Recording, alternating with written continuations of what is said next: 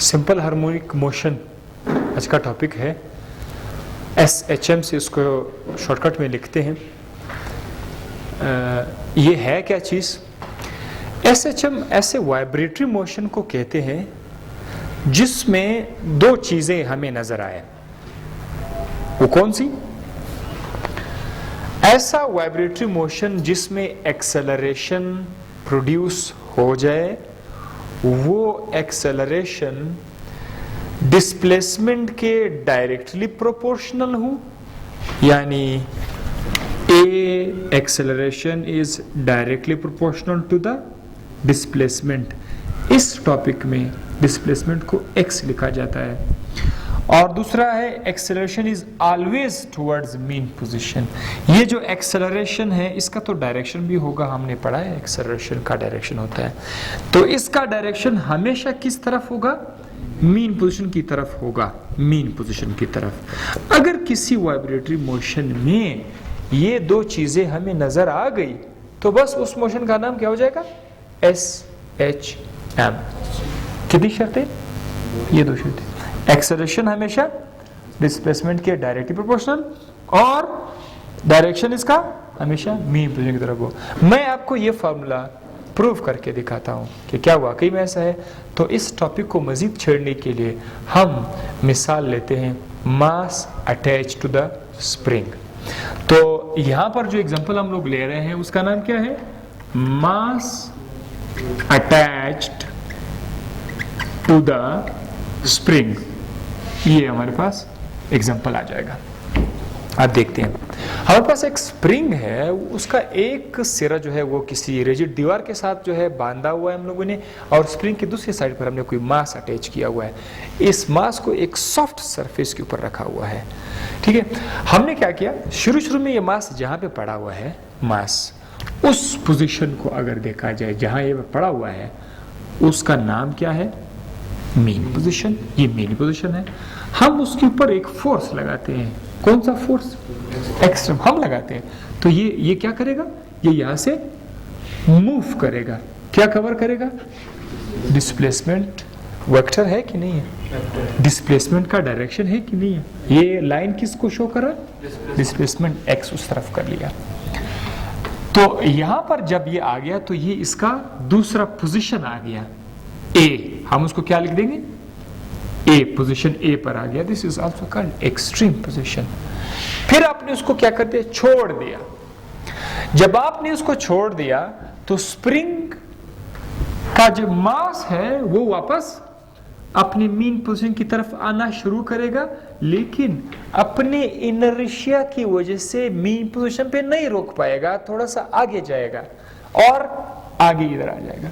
सो एक और extreme position हमारे पास आ गया। This is called B. So ये जो मास है ये पोजीशन ओ के ऊपर से आगे पीछे जा रहा होगा। वाइब्रेटरी मोशन तो है हमारे पास। ठीक है, अब आपको मैंने ये बताना है कि इस मास को यहां तक लाते हुए तो हमने उस पर एक्सटर्नल फोर्स लगाया था, लेकिन आखिर इस स्प्रिंग के अंदर कौन सा जादू है कि उसने इसको दोबारा अपने मेन पोजीशन की तरफ लाना चाहा? वो क्या है? वो इस एक और फोर्स है जो हम लोग नहीं लगा रहे हैं। वो फोर्स इस स्प्रिंग के अंदर है। उस फोर्स का नाम है रिस्टोरिंग फोर्स। तो this is restoring force FR। वो फोर्स जो किसी ऑब्जेक्ट को वापस अपने मीन पोजीशन की तरफ लाना चाहता है, लाने की कोशिश करता है, उस फोर्स का नाम क्या है? Restoring force. तो हम लोग एक्सटर्नल फोर्स को इतना लिफ्ट नहीं देंगे, एक्सटर्नल फोर्स को साइड पे फेंक देते हैं। हमारे पास हम डिस्कस कौन से फोर्स को करते हैं? Restoring force. मैं अब एक लाइन ड्रॉ करता हूं कि जो रिस्टोरिंग फोर्स है उसने ऑब्जेक्ट को कहां तक लाया? मीन पोजीशन की तरफ लाया। सो ये जो डायरेक्शन होगा ये किस चीज का होगा? रिस्टोरिंग फोर्स का डायरेक्शन होगा। सही है? क्लियर है यहां तक? अच्छा, जब ऑब्जेक्ट यहां पर आ जाते हैं, ऑब्जेक्ट जब यहां पर आ जाते हैं तो इसको दोबारा अपनी मीन पोजीशन की तरफ ले जाया जाता है। ऐसा तो नहीं कि मास इधर रुक जाता है, मास दोबारा पीछे जाएगा। तो इस केस में भी हम मानते हैं कि मीन पोजीशन से उस मास ने फिर से क्या कवर किया, डिस्प्लेसमेंट x। इधर भी किया, उस तरफ भी डिस्प्लेसमेंट कवर कर रहा है, इस तरफ भी डिस्प्लेसमेंट कवर कर रहा है।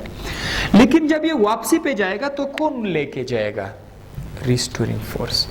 तो एक बार फिर मैं आपको ये कलर लाइन शो कर रहा हूं कि वापसी पर भी इस पर कौन सा फोर्स लगेगा, रिस्टोरिंग फोर्स। जब ऑब्जेक्ट यहां पर था तो रिस्टोरिंग फोर्स ने उसको इस तरफ लाना चाहा, जब ऑब्जेक्ट इधर आ गया तो यहां से फिर रिस्टोरिंग फोर्स ने उसको दोबारा लेना चाहा। तो ये डायरेक्शन जरा आप लोग नोट कर लिए।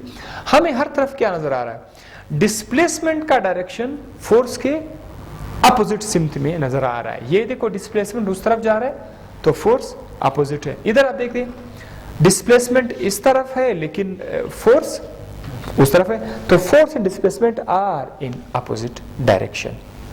इसका मैं आपको बाद में बताऊंगा कि इसका फायदा क्या है। अब हम लोग हुक्स लॉ की तरफ आ जाते हैं। हुक्स लॉ ये कहता है, स्प्रिंग के बारे में है कि आप किसी स्प्रिंग पर जितना फोर्स अप्लाई करोगे उतना ही स्प्रिंग स्ट्रेच हो जाएगा। सिंपल सी बात है, थोड़ा सा फोर्स अप्लाई करें, थोड़ा सा डिस्प्लेसमेंट, और फोर्स अप्लाई करें और डिस्प्लेसमेंट, जितना ज्यादा फोर्स अप्लाई करोगे उतना ज्यादा डिस्प्लेसमेंट आएगा। तो हम लोगों ने क्या किया, force is directly proportional to displacement x। ये तो बहुत आसान सी बात है। अच्छा, ये निशान जब खत्म किया जाता है प्रोपोर्शनैलिटी का निशान, तो उसकी जगह क्या लिखता है, k। So f is equal to kx।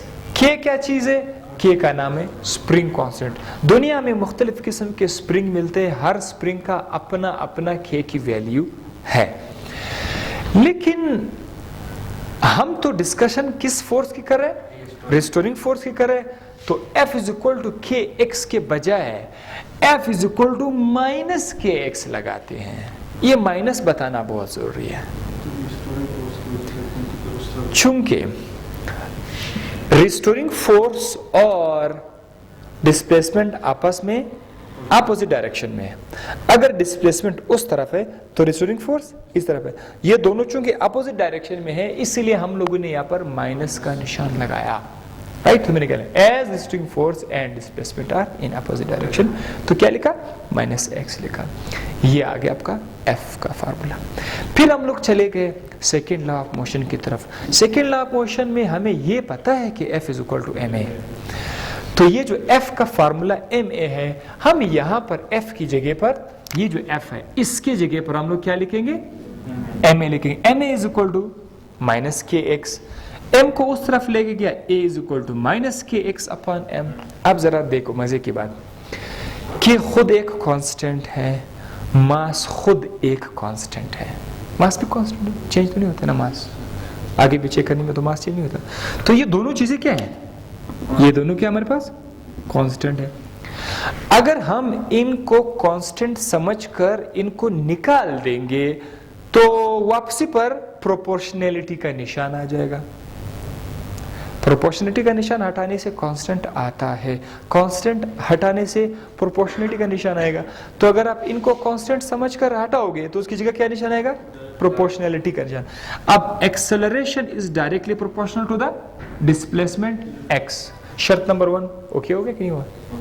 इसका मतलब ये कि स्प्रिंग SHM कर रहा है। क्यों कर रहा है, क्योंकि स्प्रिंग का एक्सेलरेशन डिस्प्लेसमेंट के साथ डायरेक्टली प्रोपोर्शनल आ गया। रही बात माइनस की, तो माइनस का मतलब हमें पता है डायरेक्शन, क्योंकि अपोजिट डायरेक्शन में है। एक्सेलरेशन का डायरेक्शन डिस्प्लेसमेंट से हमेशा अपोजिट की तरफ। अब जरा देखिए, हमने कहा था कि जब आप किसी ऑब्जेक्ट पर फोर्स लगाते हो तो उसी डायरेक्शन में एक्सेलरेशन आ जाता है। ऐसा कहते आपका रिस्टोरिंग फोर्स इस तरफ है, तो इसका मतलब ये है कि जो एक्सेलरेशन प्रोड्यूस हो रहा है इस फोर्स, उसका डायरेक्शन भी किस तरफ है, अपोजिट है।